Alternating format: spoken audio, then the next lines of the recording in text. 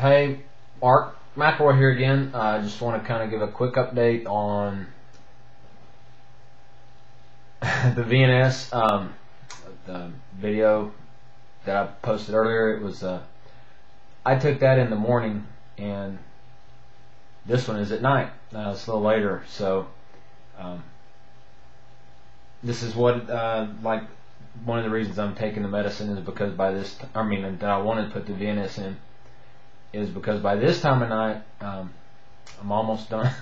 I'm almost done with all my medicine, so I get a little distracted, kind of off the mark, but no pun intended. I tried to get another camera. I wanted to see if I could get, no, I can't quite get that in there. Yeah, barely. I'm sorry. I'll have to get another camera again and kind of get this scar. But see, that's how small it is. You could barely even see it right there. I mean, because it's healed up. Like I said, I had this one in 90, so it's I'll get out so you don't see my whiskers. But I had it done in 90, so this is pretty healed up. I mean, it's what, like I said, this one was it's a little bigger. Maybe they can zip that up a little when they go in there the next time. But again, hopefully it's the 30th, so we're counting down, getting getting there. I just wanted to add a little bit about what I talked about before, is that when I made the video, the one I made earlier, or earlier this week, is that I talked about, I've done a lot of speaking and all that kind of stuff.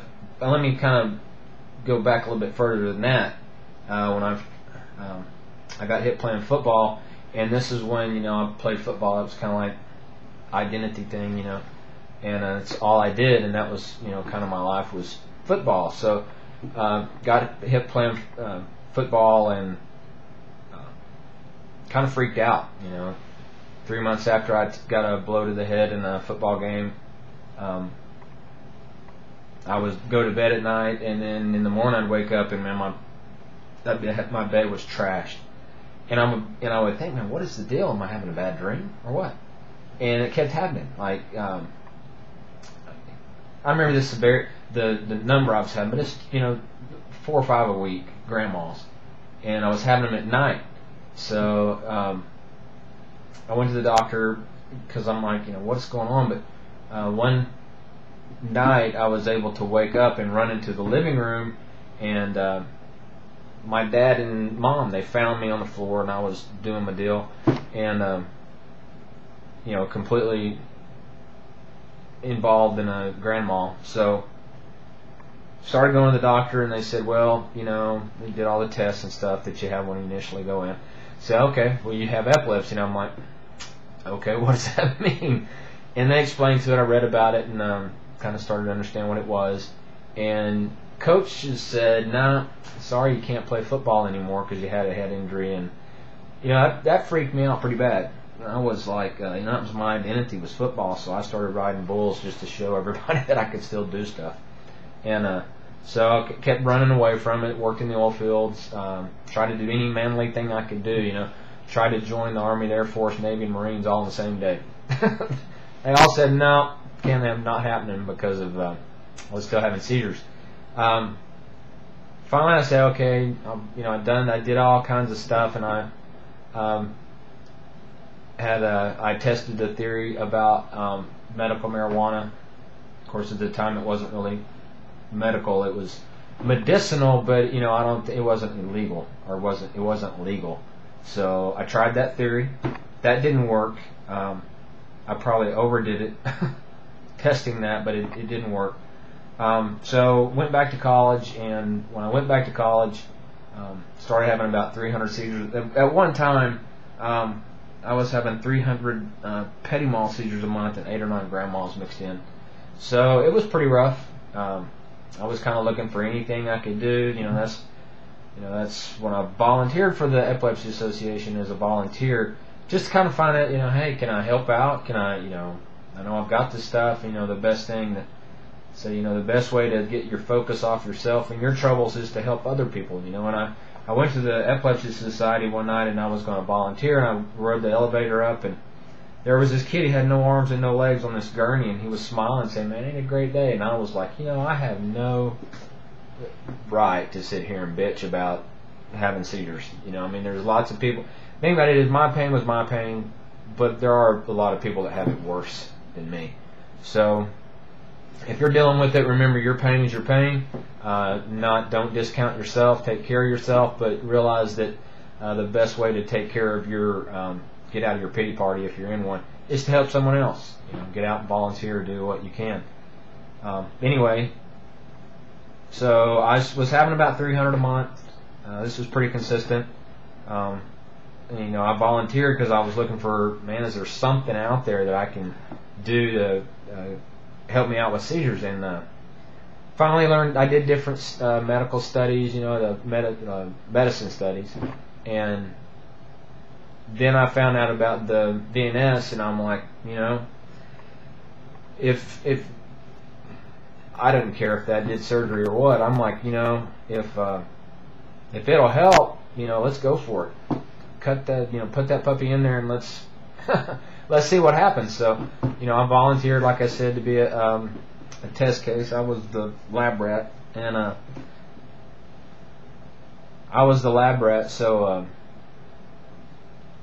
so anyway, that's quite a journey to get. I'll leave that for another video, but so I haven't put it in. So, and I went into that story in this other video as far as after they put it in and stuff. I'll do another video when they get the next one in, and I can kind of continue the story. But so before, what I want to say is, I know that I'm positive. I know that I used to speak and blah blah blah.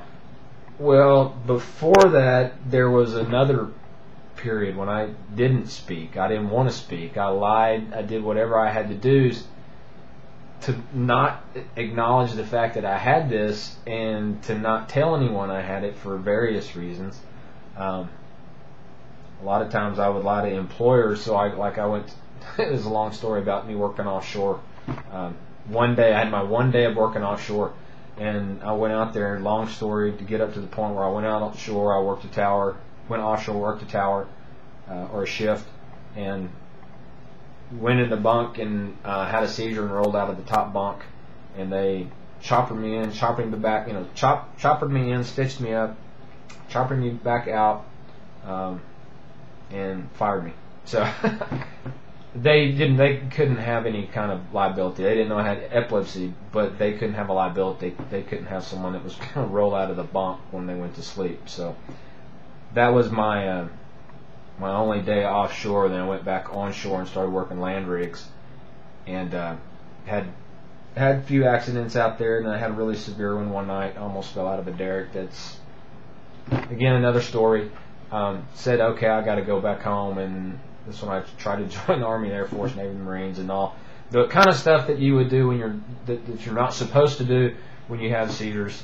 So because I was trying to prove to myself and others, that hey, this is not going to stop me,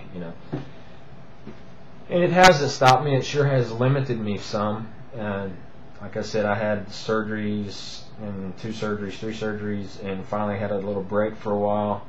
Then started having seizures again, and since then it's been I kind of went through that same freaked out type deal of, oh my God, I'm having seizures again, and started running from it, and now maybe I'm at the point where, okay, I'm having seizures, I got to deal with it, and I'm back. I'm back to the same spot I was, starting to have seizures again.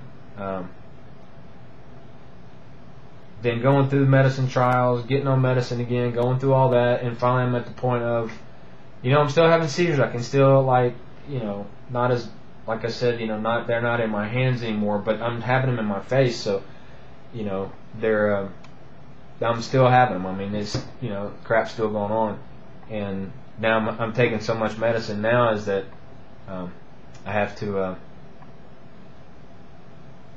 That's why I'm having the VNS right now, is I'm just taking too much medicine. So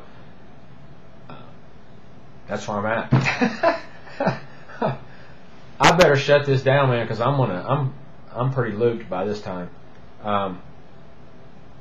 So I'll pick this back up again, check in a couple of days, just kind of give you a countdown how I'm feeling. And right now, I'm excited. Like I said, I've done this before, and last time it was a big long procedure and had did all the tests so I could be the good test monkey that I was. And now I'm doing it just as as regular. I mean, nobody that has epilepsy is regular. We're all pretty outstanding because we put up with this crap. So let me say that one thing and I'll end is don't ever call yourself an epileptic, okay? You are a person who has epilepsy. I just got to say that one thing. It's kind of been my tagline for years. I'm a person with epilepsy. I am not an epileptic. I'm big on that. That's one of those pet peeves. Don't call me an epileptic. Say, yeah, dude, you have seizures. Or, wow, you're dealing with epilepsy or whatever. But don't call me an epileptic and don't call yourself an epileptic. You are a person with epilepsy. I've had to change people in the medical community. They're the way they look at people with epilepsy. I'm not an epileptic. You're not an epileptic. Nobody is an epileptic. They say, well, they're diabetic. No, they're not diabetic. They may have diabetes. I may have epilepsy, but I'm not an epileptic. I'm a person with epilepsy. So that's kind of my rant. I tend to get on a soapbox about that, and in the future I may get on another soapbox because that just happens. So let me sign out for now. I think I've rambled on long enough, just to let you know that this is why I'm having surgery done this time, is just taking too daggum much medicine. So that's it for now. Over and out. I'll talk to you in a few days and keep counting down. This is my journal, I guess, and my journal with you I'm journaling me. I'm letting you know what's going on. And I will get back to you again. Hopefully, I'll try to get it in the morning. So this is probably about 13. I got a timer here, 12 minutes and 30 seconds. I'm not going to do this like a double take, like, oh, I didn't like that, I'm going to do it again. No, this is pretty much it. So, like I said, I could probably get this done in the morning in about 5 minutes at the most.